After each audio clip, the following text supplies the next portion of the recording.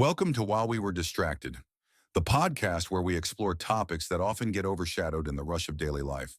When you hear the word stalking, what comes to mind? For most of us, I think it's some kind of movie trope, a shadowy figure, maybe a random obsession. Exactly. But the reality, according to the government reports and resource guides we pulled for this deep dive, is, well, it's far more common, way more personal, and increasingly digital. It's not a rare crime at all. It's a widespread, pattern-based crime. The sheer volume is, frankly, shocking. It really is. Okay, let's unpack this. Our mission today is to get past those stereotypes. We're going to be extracting the key data, trying to understand how stalking is legally defined by a pattern, not just a single incident. That's the most critical point. And then we'll get into the risk factors and drill down into the modern tech that has just completely changed the game. And that focus on the pattern. That's the single most important takeaway from these sources. Stalking is inherently a course of conduct. Right. It's not one argument or one unwanted email.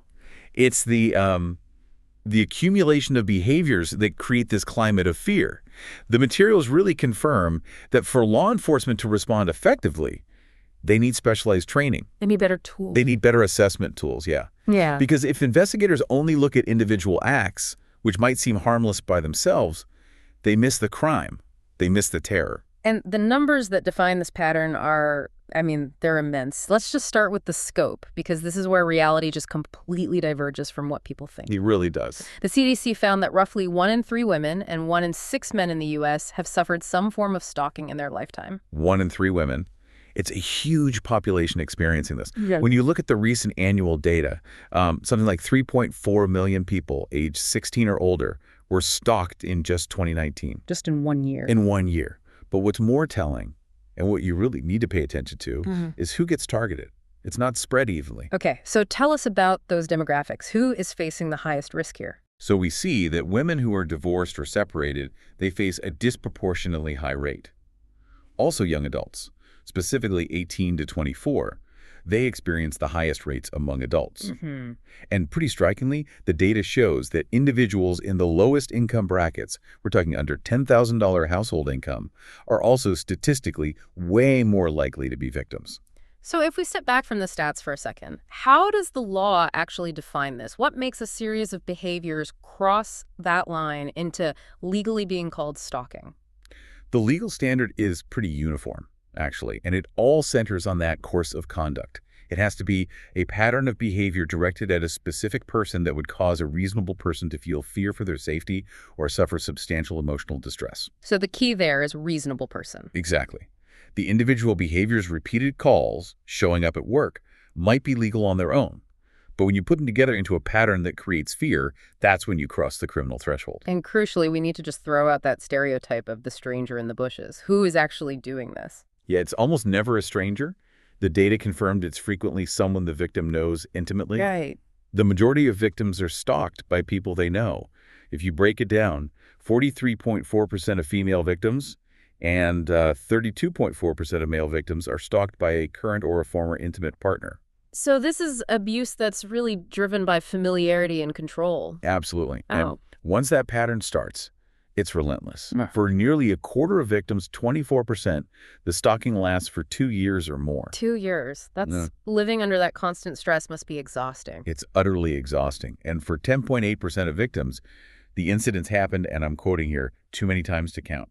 That long duration, plus the fact that it's someone who knows your life, your routine, that's what jacks up the risk and the feeling of helplessness. And that brings us right into the modern problem. Yeah. Technology. Tech isn't just a tool anymore, is it? It's become the main weapon. It's the primary weapon of surveillance and intimidation. It provides low-effort, high-impact ways to monitor someone. And the sources back that up. They do. A staggering 80% of stalking victims report being stalked with technology. And here's a critical psychological point. Yeah. Victims of tech-facilitated stalking often report higher levels of fear. Higher. Why is that? Because it's pervasive.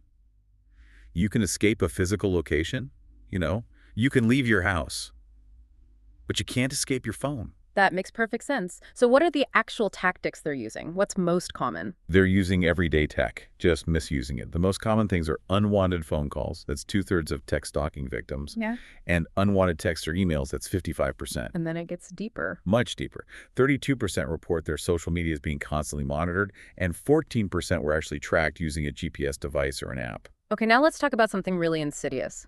Stalkerware, spyware. This isn't just checking Instagram. This is a whole other level. It's a hidden weapon, and it's frighteningly sophisticated and accessible. Stalkerware is software that gets secretly installed on a phone, usually by a partner who just needs a few minutes of physical access to the device. And once it's on there. Once it's on, it turns the device into a complete spy tool. The abuser can monitor location in real time, record calls, read all your messages, and even remotely turn on the camera and microphone. That's deeply invasive. So for anyone listening, what are the red flags? How would you know this is happening beyond just a creepy feeling? The resources lay out some really clear signs. The first is behavioral. The abuser just knows things they shouldn't. Specific private details about your life, your location when you didn't share it, or what you said in a private conversation. Things only you would know. Exactly. The other signs are technical. Your phone's battery starts draining way faster than it should, or you see a big unexplained jump in data usage.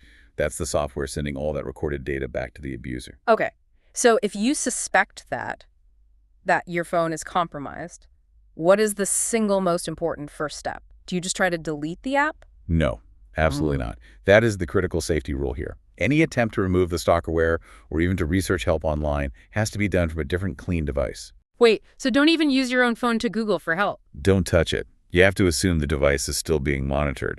The second you start searching for help, the abuser is often immediately alerted. And that could cause them to escalate. It can lead to immediate escalation and danger. The BEV course is a full factory reset, or ideally getting a new phone entirely. New number, new account, nothing linked to the old one. The danger is very, very real. We need to talk about the impact here because it goes way beyond psychological trauma, which is already immense. Things like PTSD, anxiety, to actual physical and financial threats. It does. And if you connect stalking to the bigger picture, it's a profound predictor of violence. The sources cite a really sobering statistic. In one study of domestic violence homicide cases, for the female victims, a shocking 90%. 90%. 90% were also stalked by their killer in the year before they were murdered. Interrupting stalking is quite literally a life-saving measure. And the financial burden is just crippling. I saw one statistic that said victims who were stalked, even after getting a protection order, had an average of $610 in property damage in just 6 months. Compared to what, $15 for non-stalked victims? Exactly. And they lost way more work time, too, something like 78 hours versus just 4 for other victims. It's designed to cripple you. Which raises the question of how professionals assess this risk. The sources provide a couple of clear frameworks. One is the SLII stalking tactics model. SLAI. What's that? It's basically a taxonomy of terror. It breaks behaviors down into 4 escalating categories.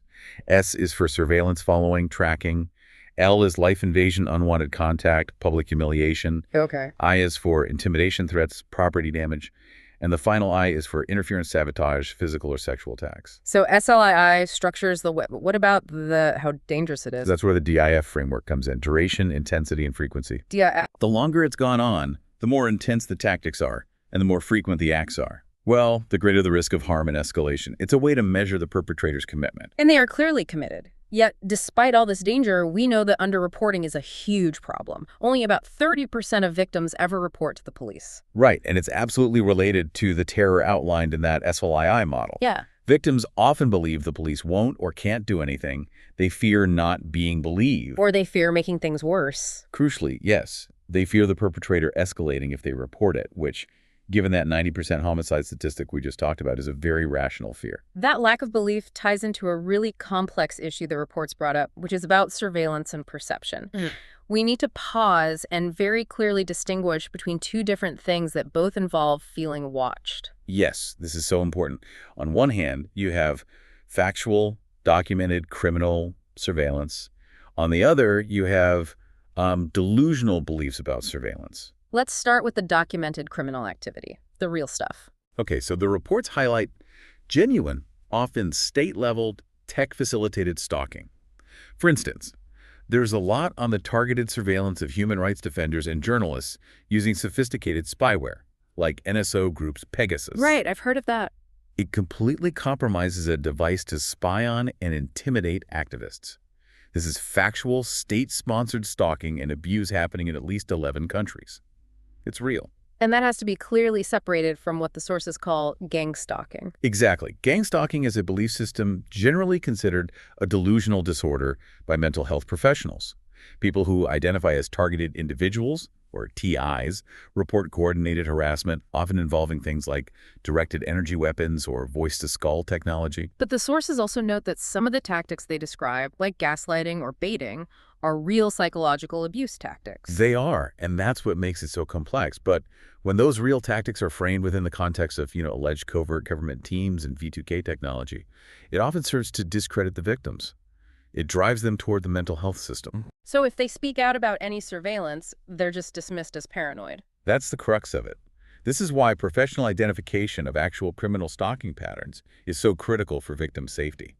If the behavior meets the legal standard, it has to be treated as a crime, period. So let's move to solutions.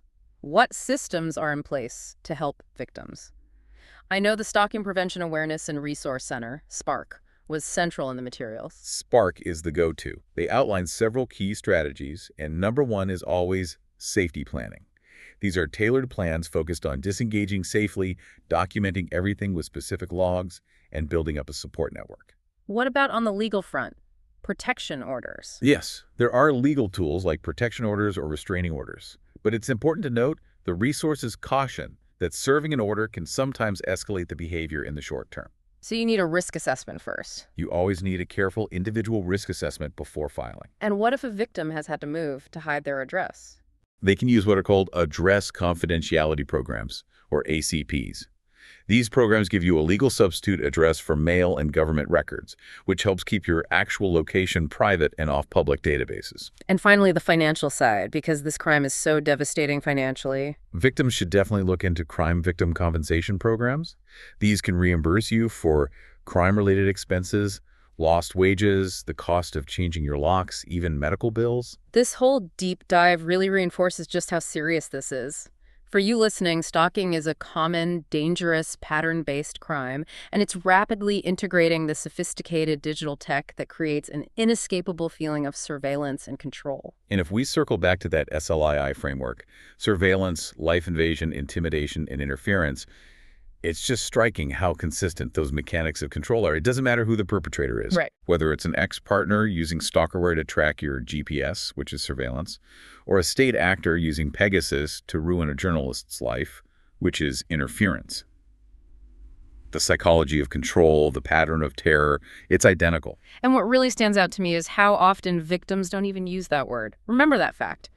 43% of college victims who met the legal criteria didn't call their experience stalking. They minimize it. They minimize it. So keep that in mind as you think about your own community. Think about how you might be able to identify and support someone who is struggling to even name the terrifying pattern they're experiencing. Don't forget to like and subscribe for the next episode on While We Were Distracted.